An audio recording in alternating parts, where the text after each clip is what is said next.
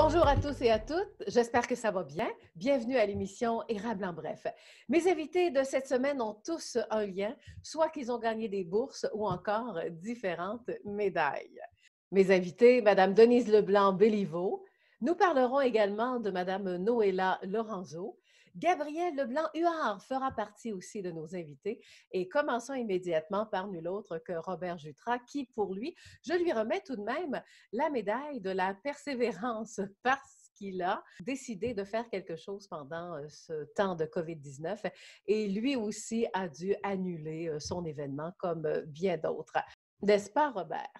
Effectivement, a été annulé une semaine avant. On était dans nos derniers préparatifs pour aller commencer à faire notre liage, kiosque, ces choses-là. La décision s'est faite rapidement. De toute façon, une décision, on n'avait pas une décision à prendre, c'était l'obligation de le faire. Et on a remis l'argent à nos commerçants qui portent notre salon. On ne sait pas c'est quand le prochain salon. Honnêtement, je l'avoue, j'ai été un peu cogné par cette décision-là d'arrêter. Les exposants, à un moment donné, il y en a un qui me dit « Robert, si je pouvais, j'écrirais à tous tes exposants que tu gardes 50% des argents parce que j'ai remis en totalité l'argent à tout le monde, tout le monde, tout le monde, tout le monde. Et comme j'ai eu des fournisseurs qui ne m'ont même pas envoyé de facture, j'ai communiqué avec tout le monde là, parce que, vous savez, un compte de banque monte, mais un compte de banque descend pas mal plus vite qu'il monte. Robert Jutras ne reste pas enfermé chez lui, là. Il faut qu'il fasse de quoi? Hein, vous êtes un homme, il faut bouger, là. Hein, vous êtes un Il actif. faut. Marie-Ève, ma fille, qui a dit à un moment donné, veux-tu faire des téléphones à des personnes qui sont placées comme à la Villa Saint-Georges, des choses semblables à ça.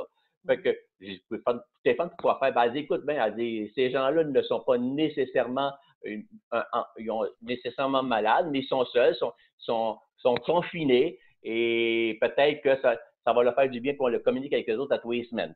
Fait que j'ai accepté et j'ai commencé à faire mes téléphones. Je vous avoue qu'au début, même si j'ai une grande trappe, quand tu parles avec quelqu'un que tu vois pas le visage, que tu vois rien, c'est pas si facile que ça.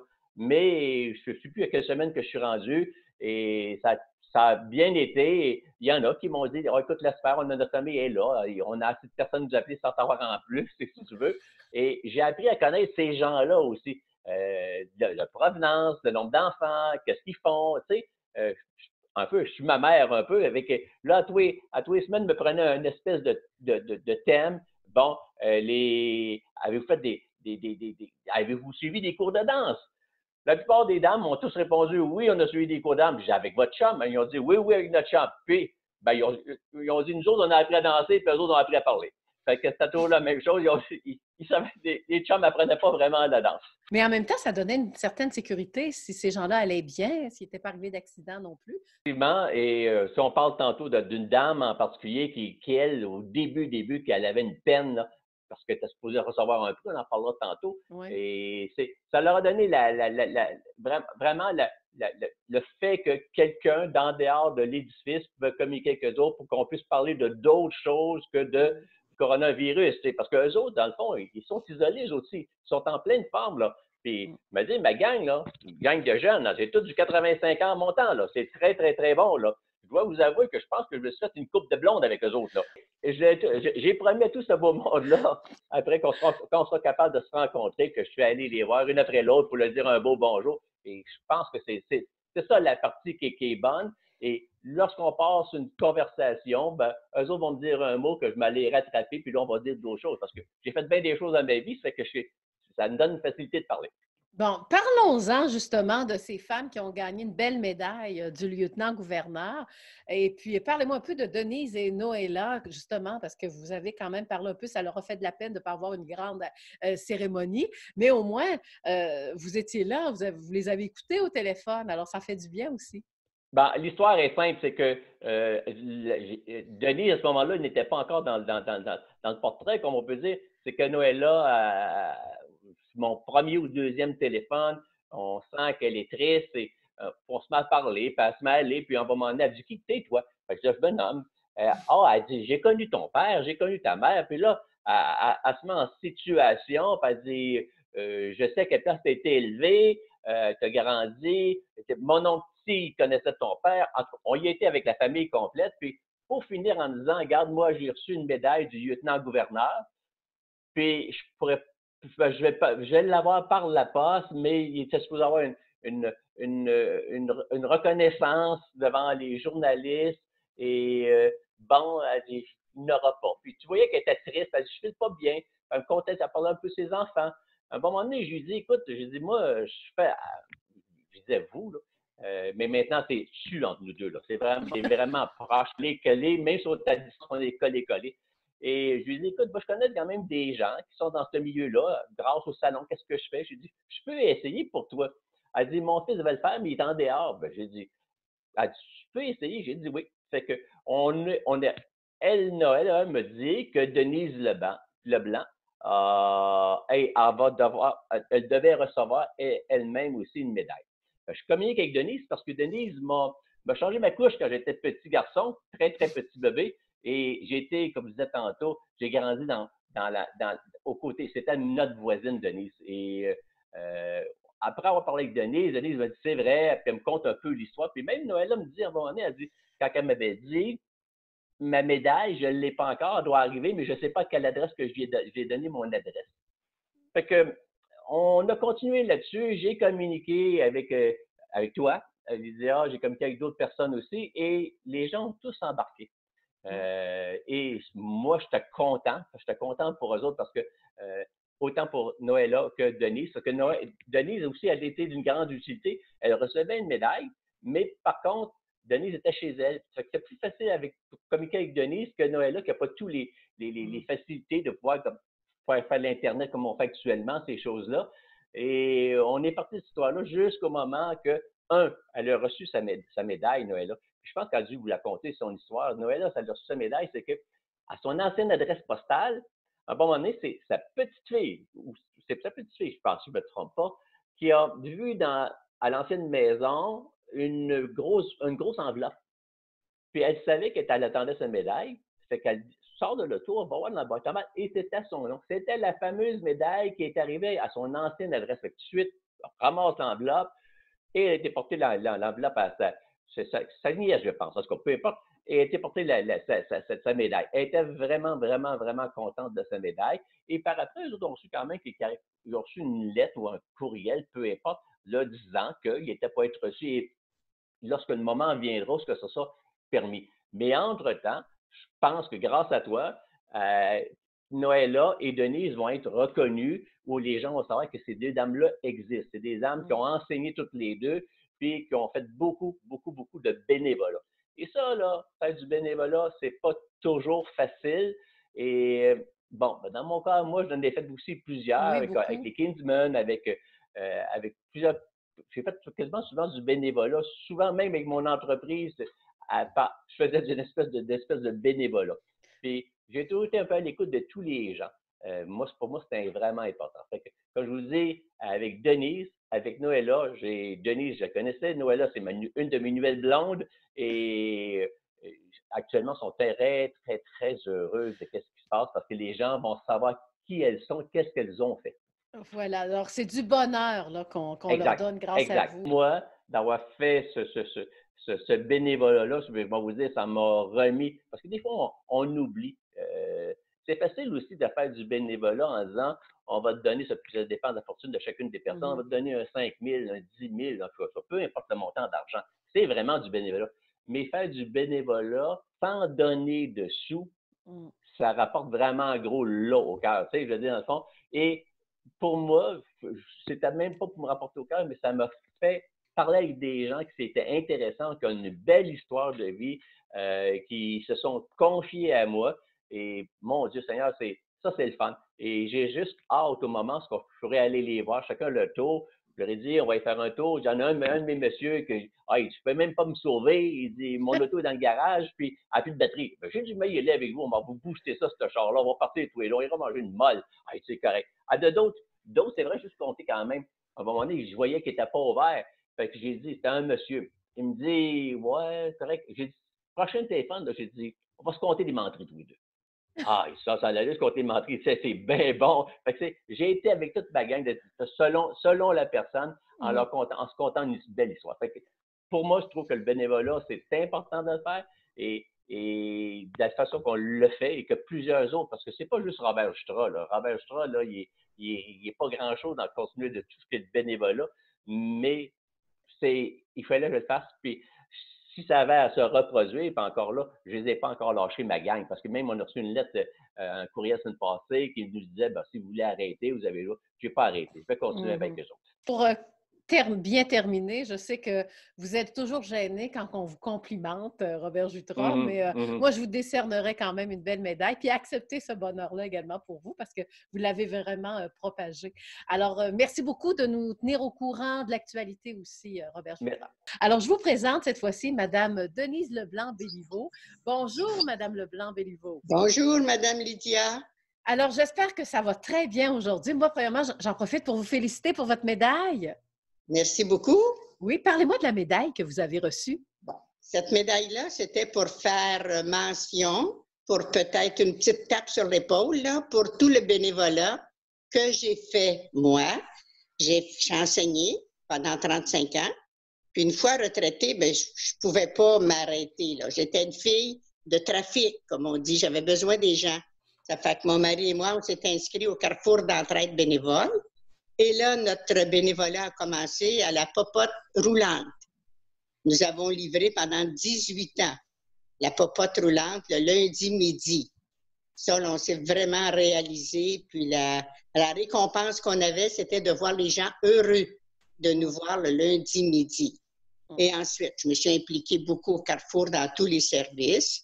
Et puis, j'ai fait j'ai été une directrice sur le conseil d'administration pendant 2 mandats. Et puis, je me suis réalisée, c'était une deuxième carrière pour moi. Oui, parce que votre première carrière, c'est au niveau de l'enseignement. De l'enseignement, c'est ça. J'ai enseigné filles, j'ai enseigné 3 ans. Et puis, c'était au primaire 2e année. On s'est mariés en 1960. Et là, j'ai continué encore 3 ans. Puis, quand je suis devenue enceinte, ben, d'un commun accord avec mon mari, on a décidé que j'arrêtais.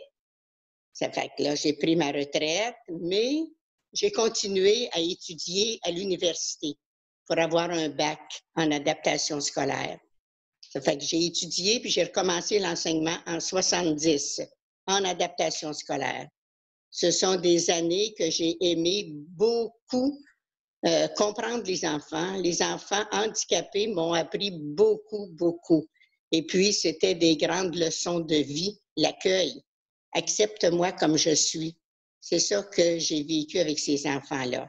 Je veux avertir les gens que vous n'avez pas un lien de parenté avec Denis Leblanc. Je suis la tante de Denis. Oui, il y a de la ressemblance familiale. Merci, Denis Leblanc. Oui. Vu que vous avez été enseignante, puis depuis la semaine dernière, hein, ce fut le retour en classe, le retour à l'école.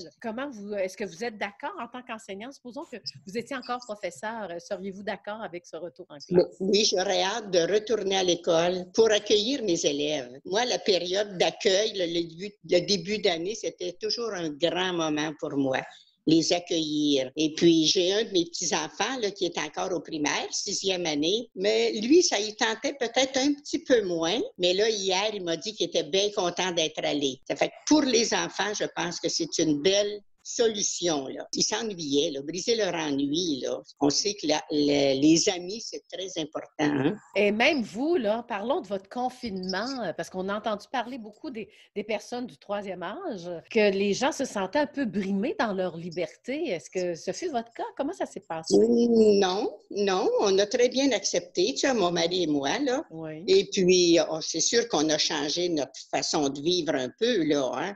Mais j'ai mon fils qui fait toujours nos commissions. On ne sort pas. Moi, je commence à avoir hâte de sortir. Et en même temps, vous habitez dans une maison intergénérationnelle. On est vraiment gâtés, là. Oui. On se laisse gâter, puis on gâte nos petits-enfants et nos enfants. Voilà. Maintenant, j'aimerais ça la voir, moi, cette médaille-là, avec plusieurs années de bénévolat. Puis il n'y a pas de quoi. Sur votre collet, c'est quoi? J'ai mis là, ici la petite pine une réplique de la médaille. Oui. Et la médaille ici. Ah, bravo! Bravo! Êtes-vous contente? Oui, je suis contente. Mais c'est comme je vous dis, c'est la petite tape sur l'épaule qui réconforte. hein? Oui, Une reconnaissance. ouais. Il n'y a pas eu Ça de fait cérémonie, mais c'est pas au encore parce qu'on n'a pas le choix. ouais, Mais je sais que la REC, nous autres, c'était l'Association des professeurs retraités, là. C'est oui. eux autres qui nous avaient choisis. Mmh. Et puis, tout à coup, le jeudi saint, la date exacte, là, je ne me rappelle pas, je reçois ça par la poste, cette enveloppe qui venait du lieutenant-gouverneur. Fait que, hein, on n'avait pas le choix, oui, on l'accepte, hein? Mmh. Mais c'était très bien. Oui. En même temps, vous n'avez pas une proche aidante qui vous a quand même aidé pendant le Oui, oui, j'ai ma confinement? proche aidante, ma belle Marie-Pierre, ma petite fille. Elle est là, près de moi. Permets que je te pose une question, Marie-Pierre. Oui, pas de trouble. Parle-moi un peu de ta grand-maman. Es-tu fière d'elle? Ben, c'est sûr que je suis fière d'elle, là. Malgré tout, elle a toujours été là pour nous, puis elle nous a toujours aidés à faire nos devoirs, puis plein d'affaires. Elle a toujours été là pour tout le monde, puis comme on le disait tantôt, ben, on est une famille assez tissée serrée, là, genre, on aime ça se voir. Puis, ben, c'est sûr que je la félicite, elle le mérite vraiment, puis je suis vraiment fière. Merci, Bon, ma belle. même je viens d'entendre les cloches qui sonnent. Ben, c'est génial. Alors, bravo, félicitations. Et puis, on se Merci dit sûrement beaucoup, une Lydia. prochaine. C'est Plaisir. vraiment super. Merci. Alors là, c'est intéressant parce que du côté de la MRC de l'Érable, plus précisément du côté de Plessisville, eh bien, nous avons une lauréate, 2 fois lauréate en plus, la chanceuse. J'ai jamais été lauréate, mais quand même, je suis bien avec cela. Mais ça m'intrigue, moi, des gens qui reçoivent des prix et j'aime ça également les féliciter. Donc, on reçoit aujourd'hui Gabrielle Leblanc-Huard. Bonjour, Gabrielle. Bonjour, Lydia. Gabrielle, on va expliquer un peu. Bien, premièrement, tu es la fille de 2 personnalités de la région, on va le mentionner. Hein? Fallait Comment commencer. passer à côté? Donc, je suis la fille de Denis Leblanc et Roxane Huard. Ça va bien. Bien, ça va tellement bien que vous venez de recevoir 2 bourses. J'aimerais ça qu'on en parle, mais juste avant qu'on parle un peu de votre cheminement, parce que c'est vraiment une bourse universitaire, hein? C'est bien ça? Oui, exactement. Donc, en fait, j'étudie au baccalauréat en gestion publique à l'UQAM. Donc, c'est un baccalauréat qui est, je dirais, à mi-chemin entre l'administration et les sciences politiques. Donc, ça vise à former les futurs gestionnaires là, de l'État. Oui, et pour participer à de telles bourses, j'ai vu un peu les critères d'admissibilité. Ça prenait un 3,5 sur un 3,5 sur un 3,5 sur 4,5. 4,3. Ouais, 4,3, OK. Tu vois, je exactement, mélange oui. les chiffres déjà. Alors, pour la gestion, ça vous concerne. Mais donc, c'est des bons résultats scolaires. Oui, on peut dire que, disons, que je mets beaucoup d'efforts dans mes études et ben, ça paie comme on peut voir. Non, je suis bien contente. Oui, parce qu'il faut le mentionner. Est-ce que c'est votre... Vous en êtes combien d'années là, au niveau universitaire, Gabrielle? En fait, je suis à ma première année dans le bac, mais à ma deuxième année universitaire, j'ai effectué un certificat en histoire l'an dernier. Donc, je suis à ma deuxième année au niveau de l'université. Oui, et la première fois qu'on reçoit des bourses, Gabrielle? Niveau universitaire, j'avais aussi reçu le mérite étudiant pour mon programme de cégep qui était en histoire et civilisation et la bourse d'engagement Gabrielle Rioux également. Donc, mais à l'université, c'est mes premières bourses. Oh, ben, félicitations. Parlons-en de ces 2 bourses. On va commencer par la première. On parle vraiment de prix d'excellence aussi, hein? Oui, exactement. Il y a plusieurs types de bourses à l'UQAM, mais les 2 que j'ai gagnés, c'est vraiment sur la base des notes. Donc, c'est grâce à mes résultats scolaires que j'ai pu obtenir ces bourses-là. Oui. Donc, comme on dit, ça prend des bons bulletins scolaires. Alors, vous allez m'expliquer, la bourse, c'est la bourse Normand Barbeau, c'est bien ça? Exactement. Oui, Bon, c'est oui. quoi exactement cette bourse-là? En fait, la bourse Normand Barbeau est destinée là, aux étudiants de premier cycle, donc au baccalauréat à l'UQAM, dans les sciences de la gestion.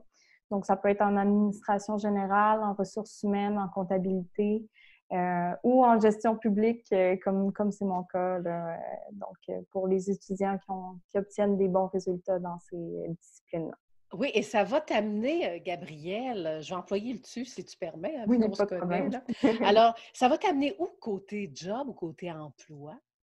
En fait, c'est sûr qu'à la sortie de mon baccalauréat, je pourrais passer les concours là, pour la fonction publique et devenir fonctionnaire. Mais j'ai l'intention là, de continuer à la maîtrise pour aller me chercher un champ de spécialisation qui n'est pas encore tout à fait défini. On peut commencer par terminer le baccalauréat, mais c'est certain que je veux pousser plus loin là, au deuxième et qui sait, peut-être au troisième cycle. Donc, ça va évoluer, mais comme j'aime le dire, mon baccalauréat en gestion publique, c'est une boîte à outils que je suis en train de faire. Et habituellement, bien, il y a quand même une remise de prix, hein. C'est un grand scénario, c'est une belle soirée ou une belle journée. Effectivement. Mais là, à cause du COVID, hein, COVID-19, il n'y a pas de Oui. cérémonie. Alors, Non. comment on procède? En fait, l'université nous a invités à écrire des lettres de remerciement aux personnes qui donnent les bourses. Donc, de cette manière-là, on peut exprimer notre gratitude, ce qui est très, très apprécié. Et aussi, on est invité à envoyer une photo de nous pour que la fondation de l'UQAM qui décerne les bourses puisse nous faire une petite publication là, pour nous féliciter. Donc, voilà comment l'UQAM a décidé de faire une remise de prix un peu différente dans ces temps de COVID-19. Donc, la sobriété est de mise, c'est ça? Effectivement, il n'y a Voilà. pas de cérémonie en ligne ou quoi que ce soit, là. Bon, qu'est-ce que ça donne? Une bourse, c'est sûrement côté monétaire ou c'est à peu près ça, hein? Ben oui, en fait, une bourse, grosso modo, c'est un prix en argent, mais c'est aussi une reconnaissance qui est très utile là, pour les employeurs. Ça prouve Oui. qu'en fait, on a bien réussi au niveau de notre baccalauréat. Oui, en fait, les bourses, là, c'est principalement une remise d'argent, mais c'est aussi une reconnaissance là, qui peut être très utile au niveau des employeurs ou, comme je disais auparavant, là, au niveau du deuxième cycle et troisième cycle. Ça peut permettre d'avoir d'autres bourses, justement. Donc, c'est très intéressant et très gratifiant à Oui. avoir. Oui, et qu'est-ce qu'on vous a dit quand on vous a dit bon, que vous étiez lauréate, là? Ben, en fait, encore une fois, en raison de la COVID, je dirais que j'ai reçu un beau courriel me disant que j'étais nominée pour... En fait, j'étais choisie pour ces bourses-là. J'imagine que d'habitude, il doit y avoir peut-être des cérémonies un petit peu plus officielles, mais là, c'est un beau courriel qui m'a félicité pour mes notes et pour l'obtention des bourses. Voilà. Maintenant, on va faire quoi avec ces bourses-là? Ces bourses-là vont me permettre d'étudier, de pouvoir en fait faire des sessions d'été plus facilement pour aller justement au deuxième cycle plus rapidement. C'est mon souhait vraiment le plus cher, là, de pouvoir commencer la maîtrise dans un délai pas trop lointain. Donc, ça va me permettre de me concentrer un petit peu moins sur le travail et plus sur mes études. Qu'on parle de 1 000 $ pour les 2 bourses? Vous avez bien mis le doigt sur le montant. C'est effectivement 2 bourses de 1 000 $. Donc, Oui. ça se prend bien, comme on Oui. dit. Bravo, félicitations. Bel honneur aussi pour la municipalité de la ville de Plessisville. On ne sait jamais, un livre d'or, 2 bourses quand même. Finalement, vous devenez une ambassadrice de la municipalité, donc de Plessisville en plus. Alors, bravo. Et j'en suis bien fière. J'aime beaucoup Plessisville et sa région. Alors, Gabrielle, parle-moi de l'autre bourse. C'est quoi le titre de cette bourse? Oui, en fait, c'est une bourse d'excellence de la Fondation de l'UQAM, donc qui n'est pas rattachée à un donneur en particulier, mais qui m'a été décernée là, grâce à mes notes. Donc, c'est bien apprécié.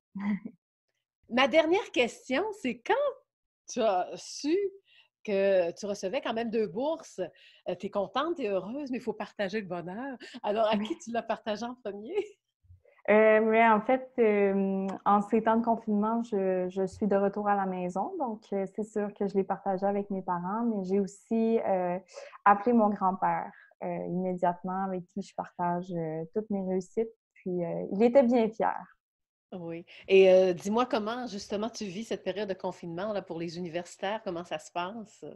Moi, je trouve que ça se passe très bien. J'ai pu finir ma session à distance. Donc, la session est terminée.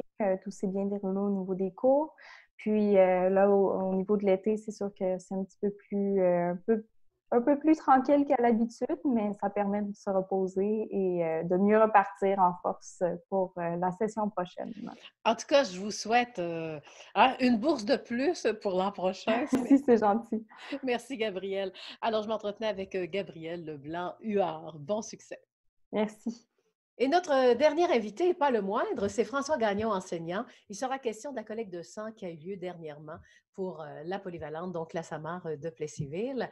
On est bien content, malgré tout, des résultats parce qu'on a dû tout de même changer le canevas de cette collecte de sang. François. C'est ça, on a transformé notre collecte de sang comme on avait jasé ensemble à la dernière entrevue pour la faire en 5 petites collectes qu'on a fait 2 à Plessisville, 1 à Lister et 2 à Victoriaville pour avoir un objectif. On n'avait pas fixé d'objectif, mais Emma Québec s'en fixe toujours un pour être capable de planifier leur personnel. On avait un total de 460 comme objectif avec les 5 collectes. Et c'était une réussite parce qu'on a réussi à avoir 494 donneurs qui se sont présentés. Mais c'est très beau parce que Oui. là, il n'y avait pas les élèves, les étudiants qui Non. amenaient aussi leur gang. Là. Mais C'est félicitations. ça. Bien, merci. Bien, félicitations à la population parce qu'ils ont réussi à répondre à l'appel encore cette année d'une façon différente. Oui. Et même, ils ont apprécié aussi, malgré toutes les contraintes de la COVID-19, bien, c'était particulier. Là, hein. Si tu as vu des photos sur le Facebook, chaque donneur avait un masque, devait se désinfecter les mains, je pense, 6 fois dans le processus. Mais ce que les gens ont aimé beaucoup, c'est la partie rendez-vous. Ils ont décidé de tout faire leur collecte sur rendez-vous. Et c'était un succès pour ça. Bon. Et là, le fait de se disperser, parce que vous, François, vous étiez quand même un peu partout, hein, vous fréquentiez chaque collecte de sang. Alors, dans les endroits différents, comment ça se passait? Ça se passait très bien. Le monde était surpris un petit peu. C'est sûr que quand tu arrives devant un grand plexiglas à l'accueil où on prend ta température, chaque donneur devait prendre sa température avec les masques, avec toutes les règles, les consignes. Ça surprenait un peu, mais le monde était content. Oui, et en parlant de social en même temps, parce qu'on sait que vous êtes en période de confinement, vous êtes enseignant, mais au niveau de la polyvalente, ça se passe différemment, c'est ça? Oui, ça se passe différemment. C'est sûr que le primaire est entré un retour à l'école le lundi que c'est fait, mais au niveau secondaire, c'est tout en télétravail. Ça se fait avec les élèves, avec l'apprentissage à la maison.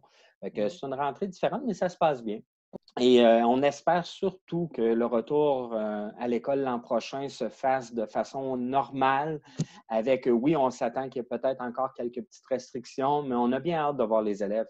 On s'ennuie de nos élèves, on s'ennuie de les voir en vrai. J'écris à mes élèves que je m'ennuie de leur niaiserie aussi, je m'ennuie de leur beau sourire, je m'ennuie de cette vie-là.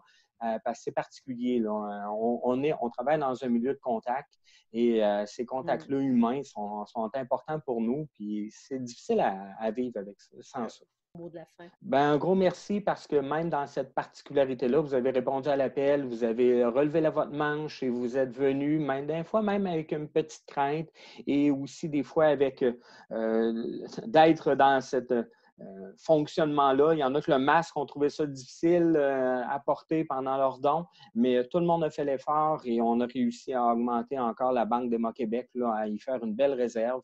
Mais il faut continuer à donner du sang. Les besoins sont là. Les hôpitaux vont recommencer des chirurgies. On avait diminué un petit peu les demandes, mais là, les demandes vont augmenter. Fait qu'il faut continuer à donner du sang. Et même Emma Québec a réduit le temps entre 2 dons. Pour les hommes, on a passé de 56 jours à 28 jours. Donc, il est encore possible de donner encore plus fréquemment.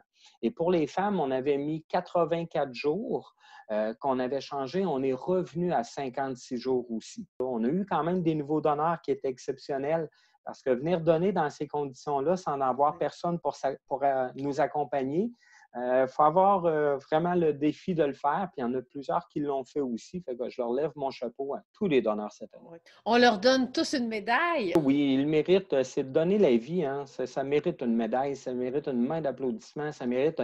C'est un don de soi, mais un don de soi physique aussi. C'est extrêmement précieux. Fait que moi, j'ai toujours été en admiration avec les donneurs. François Gagnon, donc enseignant à la polyvalente La SAMAR de Plessisville. Et voilà, c'est déjà tout, en espérant que l'émission vous a plu également. Merci à mes invités, hein, Robert Jutras, François Gagnon, Gabrielle Leblanc-Huard, ainsi que Madame Denise Leblanc. Et salutations également à Madame Noélan Lorenzo, qui s'est mérité donc une magnifique médaille. On se dit bien sûr à la semaine prochaine. Et mon vœu le plus cher pour la semaine prochaine, c'est que ma coiffeuse, c'est que les salons de coiffure soient ouverts. Et oui, parce que c'est le cas de plusieurs des femmes ces temps-ci. Je pense que je vais faire partie de cette actualité-là. Nous avons tous et toutes une repousse. C'est dans ce temps-là que j'admire les hommes qui n'ont pas de cheveux.